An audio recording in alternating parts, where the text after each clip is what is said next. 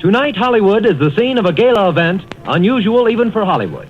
The world premiere of Walt Disney's Snow White and the Seven Dwarfs. The world changed that night at the Carthay Circle Theater and in the days soon to follow, as Snow White and the Seven Dwarfs would become a worldwide sensation. In terms of popularity, it was unrivaled, finishing as the top-grossing film in history after its release. Its influence would be immediate, spurring contemporaries from both the US and afar to enter the feature animation fray, and imbuing similarly minded creators to take a chance on making large-scale fantasy films. And the film's legacy would be forever encased in gold in 1938, as Walt Disney would be presented with perhaps the most unique Academy Award ever in terms of design, with one large statuette and 7 dwarf-sized mini-statues to honor his studio's achievement. However, Walt and his staff were already looking far beyond Snow White, as by the end of the film's production they felt they had learned and improved so much that they were even slightly embarrassed by some of the film. And with the public's confirmation of an animated feature's viability, as well as a brand spanking new studio in Burbank completely funded by Snow White's returns on the way, they were confident that they could not only replicate what they did on Snow White, but perfect it. This would be no easy task, as an artist or collection of artists' second film, regardless of era, can prove tricky in many ways, often either solidifying their legacy and setting a precedent for greatness, or bombing hard and leaving everyone wondering if it was just a fluke. Walt and his crew must have been more than up to the task, as they'd eventually end up following Snow White with not one but 2 animated features in 1940. The first of those films was originally planned to be Bambi, but after pervasive story issues and the daunting technical challenge of animating its lifelike animal cast, the project would be put on pause, thus shifting the spotlight to the next story in line, Pinocchio. But adapting Carlo Collodi's original story wouldn't exactly be smooth sailing. For one thing, the adaptation process behind Pinocchio would be the exact opposite of Snow White, going from a short-form fairy tale that the studio could expand upon to an episodic periodical in need of refinement to get it down to a clean 90 minutes. And then there was Pinocchio himself, who provided constant challenges for the team. You see, in the book, Pinocchio was an outright brat of a puppet with a penchant for cruelty, only ever learning his lessons through the harshest of consequences. Naturally, the creative team aimed to sand down his unseemly edges and endear him to the audience. But to maximize the appeal of Pinocchio's overall character, they'd have to apply that same approach to his design. Much like the book, early versions of Pinocchio emphasized the puppet far more than the boy, with straight lines, screws, and hinges aplenty. However, Walt wasn't satisfied and demanded redesigns that could yield more sympathy for the character. Fred Moore, Mr. Disney art style himself, would take a stab at accomplishing this task by bringing Pinocchio's design to a more measured middle ground, retaining some of the more overtly wooden qualities of the prior design while injecting some human appeal via more prominent cheeks, ears, and eyes. It was certainly a step in the right direction, but the team still found itself in frequent arguments over the character's look. One of the loudest voices in these arguments was a young animator named Milt Kahl, who felt that everyone was too obsessed with making Pinocchio a puppet rather than portraying him as a boy. So, after some encouragement from co-supervising director Ham Lusk, Kahl animated a test of Pinocchio during the film's underwater sequence with his new human-centric design in tow and showed it to Walt. Upon seeing this version of Pinocchio, Walt was over the moon, not only urging his artists to run with this design, but for the story team to dial up the character's naivety to reflect this new look. It seemed as if Disney's crew had finally cracked the code to adapting Pinocchio, and in terms of their central character, they had. But in correcting one problem, they had unintentionally created another. Now that Pinocchio had shifted to a naive innocent, Walt felt that he was too easily duped by the film's scheming antagonists and needed someone to offer some resistance. They'd find their answer in the Cricket, promoting him from a nameless fringe character whom Pinocchio smashes with a hammer in the book, to a bona fide co-star serving as Pinocchio's conscience and friend in the film under the new name of Jiminy Cricket. In a way, it was redemption for the character. And ironically enough, it would also serve a redemptive purpose for the man behind his transformation. Meet Ward Kimball, a talented young Disney animator who nearly quit after having both scenes that he animated on removed from Snow White, only for Walt to immediately offer him the job of supervising animator and lead designer on Jiminy Cricket as compensation for his efforts. And similar to Pinocchio, Kimball would gradually shift Jiminy's design away from that of an actual cricket and towards a charming little gentleman only recognized as a cricket by name, one whom Kimball himself would endearingly describe as the little egg-headed man with no ears. But ears or no ears, Jiminy, the rest of the cast, and every other aspect of the film would gradually take shape over its 2-year-long production until in February of 1940, Pinocchio would finally take the stage and make his big screen debut. On a peaceful Italian night, Jiminy Cricket makes his way into Geppetto's wood shop to warm himself by the fire and take shelter. Soon after, Geppetto comes down and puts the finishing touches on his newest puppet, a little wooden boy named Pinocchio. After some playful puppetry, Geppetto, his cat Figaro, and his fish Cleo all decide to turn in for the night, when Geppetto notices the wishing star outside of his bedside window. Geppetto wishes that Pinocchio would become a real boy and falls into a deep sleep, during which his home is visited by the magical Blue Fairy. The Blue Fairy partially grants Geppetto's wish and brings Pinocchio's body to life, informing the little puppet that to become a real boy, he'll have to prove himself brave, truthful, and unselfish by correctly choosing between right and wrong. Overhearing this, Jiminy decides to volunteer as Pinocchio's conscience and guide him on the right path. Now with the help of Jiminy, Pinocchio ventures out into the world to face its many temptations and become a real boy. Pinocchio is one of those films that just doesn't feel real to me, almost like it's been plucked out of some void and magically transmuted onto the screen. Because while it's totally commendable that Walt and his team aimed to top their work on Snow White, I mean, what self-respecting artist wouldn't? The fact that they actually went and did it to this degree is just insane.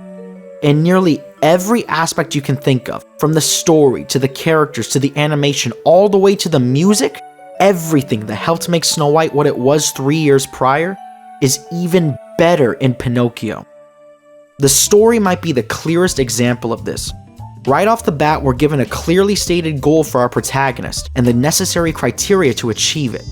And in contrast to the plotting nature of Snow White's plot, the entirety of Pinocchio's story revolves around these 2 plot points. Take the Little Wooden Head song and gag sequence for example. As though it may just seem like a lighthearted way to endear us to Geppetto, Figaro, and Cleo, or an easy way to throw in some gags involving Jiminy and the shop's contraptions, it also serves as effortless foreshadowing for how the whole film will play out, specifically during this part right here. Here we see someone, Geppetto in this case, manipulating Pinocchio's actions to have him engage in mischief by kicking Figaro, which in turn results in immediate negative consequences via Figaro's retaliatory smack, topped off with a stern scolding for his actions at the end of it all.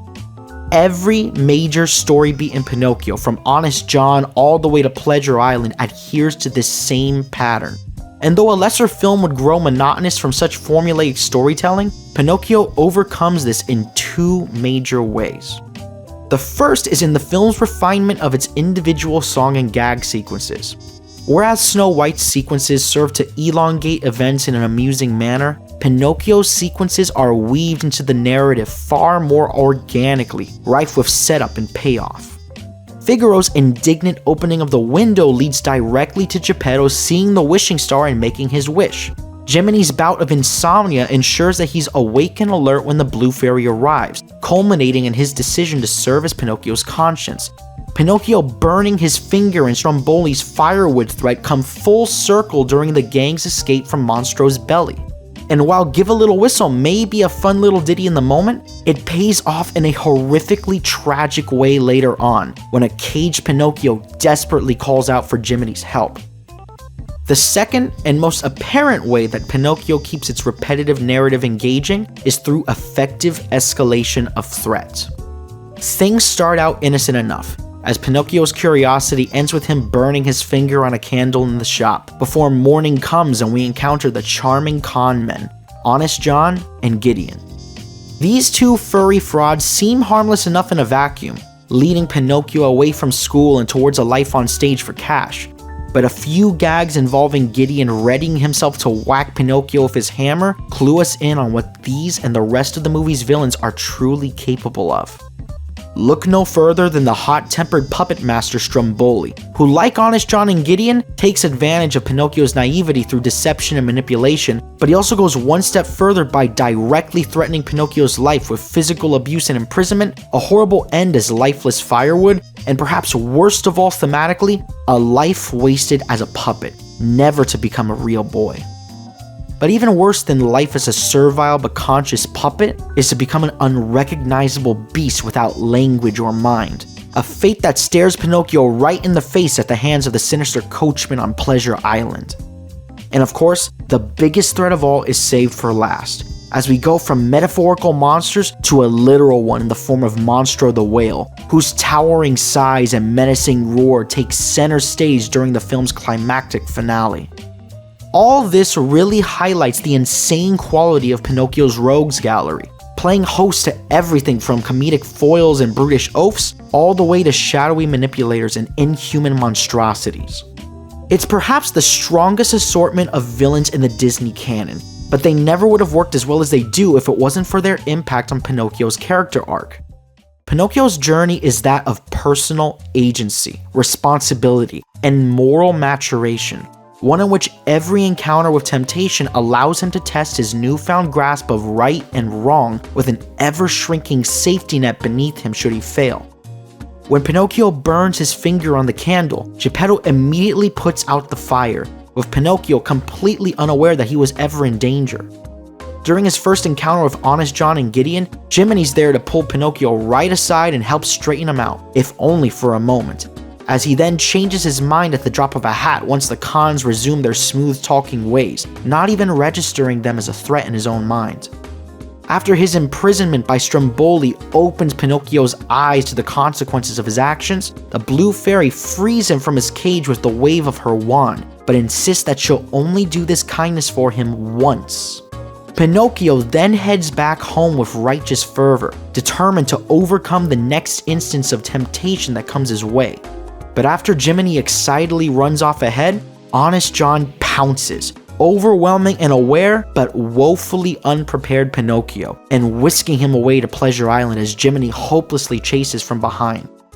On Pleasure Island, an unattended Pinocchio goes off the deep end, vandalizing property, drinking, and smoking to fit in, until a stern talking to from Jiminy, Lampwick's horrific transformation, and Pinocchio's own physical corruption knock enough sense into him to run as far away from evil as possible.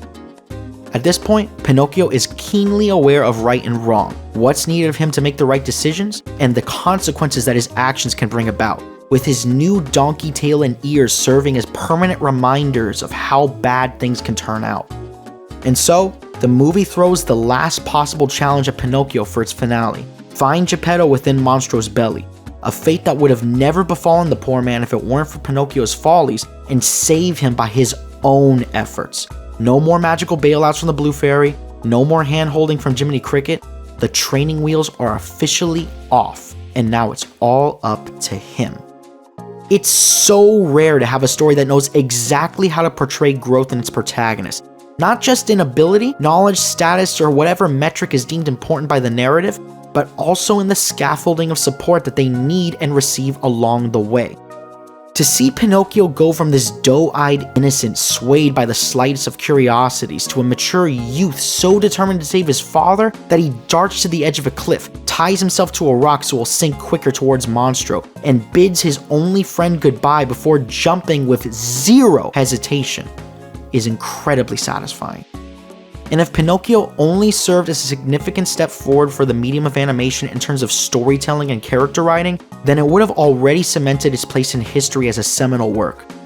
But while those areas may be the most obvious areas of improvement when compared to Snow White, the most influential and timeless aspects of Pinocchio are found in its aesthetic. First things first, the character designs have been streamlined for cohesion. Whereas the painterly realism of Snow White's human characters contrasted greatly against the cartoonish dwarves and animals, Pinocchio's characters are notably uniform in their appearance. Here, the characters all have the same appeal and expressiveness found in the dwarves, donning big eyes, bulbous noses, and round contours synonymous with the Disney style. Aside from a few exceptions in the form of otherworldly figures such as Monstro, the coachman's shadowy goons, or the Blue Fairy, who utilize this concept to great effect for contrast. Call it a quality of life patch to what came before, a small but meaningful tweak that silently elevates the project and sets the stage for the animation to shine. The animation of Pinocchio is without a doubt in my mind some of the most insane, confounding, and flat-out magical animation ever put on film, setting standards that would only occasionally be approached by Disney and others in the years to come, both in terms of its character and effects animation.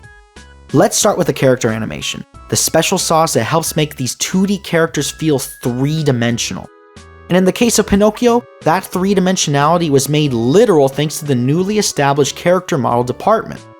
Headed by Joe Grant, who had made a handful of figures during Snow White's production, various maquettes and even full-on marionettes were made for animators to reference while working on the film, which may partly explain why scenes like Geppetto puppeteering Pinocchio look so convincing. Everything from Pinocchio's uneven weight distribution on his poorly planted feet, to parts of his body sliding inanimately across the floor between actions, all the way to how he slumps lifelessly on the ground feels so real that you don't even question the fact that it's just a series of drawings devoid of built-in physics or collision detection. And then there are the sentient characters, whom the animators imbue with tons of charm and personality. Honest John's hyper-expressive brow and theatrical gestures mesh hilariously well with Gideon's dopey, half-open eyes and bumbling physicality. The coachman's slow, calculating movements underlie his plotting nature, keeping his black soul under wraps until he lets loose with a devilish grin. Even the Blue Fairy gets to show some personality, as she carries herself with such grace and beauty while playing along with the antics of Pinocchio, with much of this due to the studio's newer, looser approach to rotoscoping, allowing for a more naturalistic and charismatic performance to shine through the technique.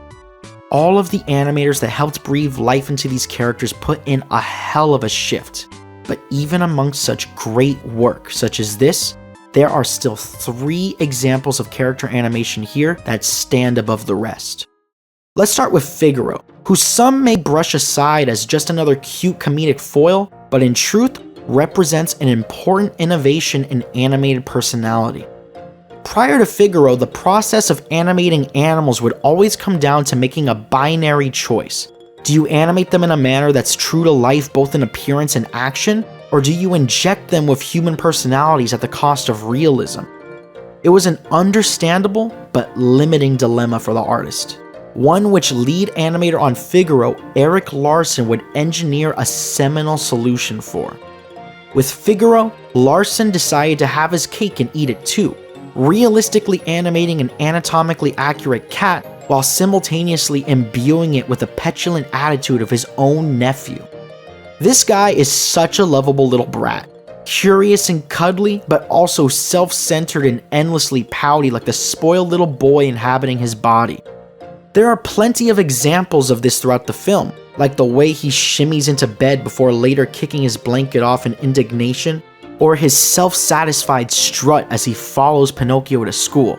But my personal favorite scene of his has to be this dinner table scene where he puts on an obedient face, eager to eat the food before him, only to give the most spot-on silent tantrum I've ever seen in animation when told to wait until Geppetto returns. It's a testament to Larson's skill that actions like this read so well. And whether by direct influence or merely being first in a chain, Disney would expand upon Larson's work in future projects like The Elephants of Dumbo and especially in Bambi, where characters like Thumper among others would continue this evolution. On the opposite end of the cute and cuddly spectrum, we have the second and most fearsome of this triumvirate, Stromboli, an intense brute brought to life by the old guard's master of animated intensity, Bill Teitla. Everything Stromboli does is loud, and I don't just mean Charles Hoodle's booming voice. From his very first frames on screen, we see him vigorously whip his limbs about for the crowd, pointing, punching, sweeping, and dancing as he tries to sell them on his show. When Pinocchio absolutely eats it on stage, Stromboli explodes in anger by erratically flailing about, pounding the stage and grabbing Pinocchio threateningly by the collar. Even when he's praising Pinocchio, he can't help but be aggressively extra, slicing bread within inches of Pinocchio's fingers, shoving him onto his ass and borderline mugging him while he calls the kid a star. The speed and power behind his movements, the lengths that Tytla will go to push an expression or action to its limit, and the seedy phoniness in his face as he pretends to show kindness, such as when he presents Pinocchio with a counterfeit coin, all help the performance land bullseye and continue Tytla's hot streak of hot-headed characters. But if Tytla's Stromboli showcases an animator thriving within his own element, then my third and personal favorite piece of character animation for Pinocchio might just be the quintessential example of an animator working against type and flourishing. As I touched upon earlier, Jiminy Cricket was designed and animated by Ward Kimball, an upstart animator who'd go on to become one of Disney's vaunted 9 old men, the studio's core animators during its wartime era, Silver Age, Bronze Age, and even a bit of their Dark Age. Kimball was a goofy guy who preferred to work on comical characters, best known for animating on the Dwarfs, Bacchus, Pecos Bill, the Araquan, and the Mad Hatter among many others. All these characters fit this glasses-wearing, trombone-playing train enthusiast of an animator like a glove. And yet it would be the mild-mannered Jiminy Cricket that would go down as his greatest ever work. Jiminy just oozes charm, a little bundle of passion who always tries to maintain his dignity in every situation with an adjustment of his clothing and a beaming smile, like the distinguished little gentleman that he is. He's also a very flexible character, able to fit whatever role that the story needs of him at a given point. He starts out as our narrator, enticing us to listen to his tale with charismatic points of his umbrella and eager leans towards the audience. But throughout the film, he effortlessly balances the roles of curious explorer, exasperated comic relief, and moral arbiter who employs both gentle reminders and impassioned rants to get his point across. Everything he does manages to make me smile. Whether it's his shy response to the Blue Fairy's beauty, his clash with Lampwick on Pleasure Island, his interactions with the sea life on the ocean floor, or this gem of a line after Stromboli's show. What does an actor want with a conscience anyway? Jiminy always manages to steal the show, as this versatility in role and demeanor is what makes him not only so magnetic, but also so believable and layered in contrast to similarly jovial characters of the past. But while the character animation may be the star of the show, the elements kept in the literal background deserve an honorable mention as well. The backgrounds of Pinocchio are gorgeous, rich in painterly detail and visual depth. Geppetto's shop is littered with all manners of caricatured knickknacks, toys, musical machines, and clocks, all of which feel so tangible and full of life as they convey Geppetto's playful brand of craftsmanship.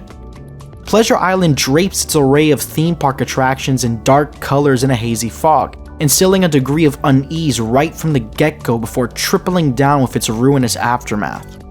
And then there's the village, filled with an array of buildings, squares, and pathways that let Pinocchio show off its masterful grasp on perspective.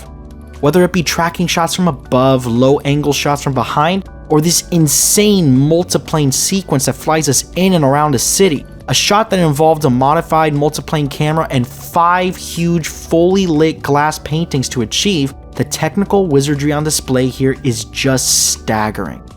And yet, as impressive as these backgrounds and multiplane camera shots are, they're not even the most technically innovative elements of the film, as that honor belongs to the groundbreaking advancements of the effects animation department. In many ways, especially given when it was made, Pinocchio may just be the peak of animated effects work. Led by Josh Meader, the effects animation team effortlessly portrays physical and magical phenomena through convincing form and movement. Take the fire and smoke effects for example, running the gambit from explosive bursts of heat, light, and movement like the gunshot from Geppetto's pistol, to the wispy trails of trace vapors emanating from Pinocchio's burning finger, all the way to the dense, darker than black tower of smoke that they create from inside Monstro, with each instance eliciting realistic effects through unrealistic means. The film's water effects are probably the best example of this approach, as the animators took painstaking effort to render all manner of foam, bubbles, waves, splashes, and so on through the animated medium, encapsulated through a diary from one of the effects animators, Sandy Struthers, detailing a year-long mission to master hand-drawn water, and boy did it pay off. The distorted ripples on the water's surface achieved by sliding textured glass across the frame, the dense sheets of heavy rain and its viscous runoff serving as direct upgrades to the thunderstorm sequence in Snow White's finale, and the stunning underwater scenes with their scores of air bubbles, streaking vapors, and overall murky atmosphere, all achieved before the invention of modern open-circuit scuba diving equipment, by the way. The water in Pinocchio easily passes the eye test in terms of replicating reality. But the goal of animation isn't to merely replicate reality, but rather to enhance it, to make it feel more real than the real thing, and fully engage an audience emotionally. And Meter's crew knew this well. Sequences like the Monstro chase demonstrate this clearly, as though the water has genuine weight and physics to it, splashing when it needs to splash and foaming when it needs to foam. The animators make numerous dramatic embellishments to heighten the moment. When Monstro first notices the smoke, he shakes his head in shock and the waves pause and linger to match his actions. When Monstro starts loading up for the next sneeze, the water gets pulled towards him in sync with his inhalations before he lets it rip and water jets about violently, with way more force and variance in direction than a simulation would suggest. And once he starts going after our heroes, the splashes are bigger, longer, and far more frequent than they'd be in a real-world equivalent, with giant waves manifesting themselves out of nowhere during peak moments of tension. All these deliberate artistic liberties help the scene reach greater heights than it ever would have if done through modern simulations alone, cementing it as one of the greatest sequences ever rendered in animation. It's pure movie-making magic. And speaking of magic, Pinocchio helped set a precedent for that too. For a studio that would eventually brand itself around being magical, Disney's films lacked a signature way to visually depict magic, with their closest attempts up to this point being the elf's appearances and disappearances in The Golden Touch, or the pixie dust-like boat trails in Wink and Blink and a Nod. But with Pinocchio, they'd finally find their solution in the form of German animator Oskar Fischinger, the man responsible for animating the Blue Fairy's wand effects. Here, Fischinger takes the impressionistic contours and amorphous masses that made up his experimental short films and translates them into the Blue Fairy's magic, animating it as a luminous sphere that explodes in a burst of light before giving way to concentric circles composed of thin cosmic rays and stars jutting outwards from its benefactor before shrinking back to their origin point in reverse sequence. It's brilliant stuff, effortlessly setting the stage for your Fantasias, Cinderellas, and Peter Pans alike moving forward. But it's still only half of the reason why it works so well. I'm of course talking about the musical stings or effects or whatever you want to call them that accompany the Blue Fairy's magic, with the sort of ethereal strings and shimmering keys that would become industry standard for depicting all forms of good magic. Actually, the music in general is probably the most well-recognized aspect of Pinocchio to the average person. What with its 2 Academy Awards for Best Original Score and Best Original Song respectively, and the canonization of When You Wish Upon a Star as Disney's unofficial anthem. But even then, I still don't think that they get enough shine. Maybe it's just the years of passive Fantasyland conditioning on my brain as a kid, but when I hear tracks from the score like Off to School or the instrumental for Little Wooden Head, I'm instantly transported to this timeless, happy space by their beautiful arrangements. I also really love the way that the music reacts to things happening on screen, like when it syncs up to characters' actions or when the Little Wooden Head melody becomes a lot slower and lullaby-like as Geppetto explains to Pinocchio why he needs to sleep. And the songs too. We get the first ever villain song in an animated feature with Hi Diddle-Dee Dee, the incredibly playful I've Got No Strings with its many variations courtesy of Stromboli's puppets, and the aforementioned excellence of Little Wooden Head and Give a Little Whistle to round things out. But of course, When You Wish Upon a Star is on another level. And though it may have been run into the ground by constant advertisement spots and subpar covers alike, This original version with Cliff Edwards' vocals backed by gorgeous string arrangements and punctuated by that heavenly choir is just so incredible that it was almost inevitable for it to become as omnipresent to the point of cliche that it has over the years. And I guess you could say the same for Pinocchio as a whole too. Though it may have been a box office failure at the time due to World War II crippling the international market, I really don't think anything could have stopped Pinocchio from becoming the culturally, historically, and artistically significant masterpiece that it's recognized as today. The story, too rich. The characters, too charming. The visuals, too spellbinding. And the music, far too moving to ever be carelessly cast aside by the times. What Walt and the rest of the Disney staff accomplished with this film is beyond remarkable. And without a doubt in my mind, despite the many other great films that were made at the studio during Walt's time, Pinocchio stands as the greatest of them all. And with that, we've reached the end of our review for Pinocchio, the first in a long line of animated features to adapt Collodi's novel. Moving on to my rankings, Pinocchio cements itself as the top film for this multi-decade list, and it's honestly going to take a lot to knock it off its perch. In the next video, we'll cap off Disney's 1940 doubleheader with the ambitious musical anthology Fantasia, so be sure to tune in for that. But until then, thanks for watching.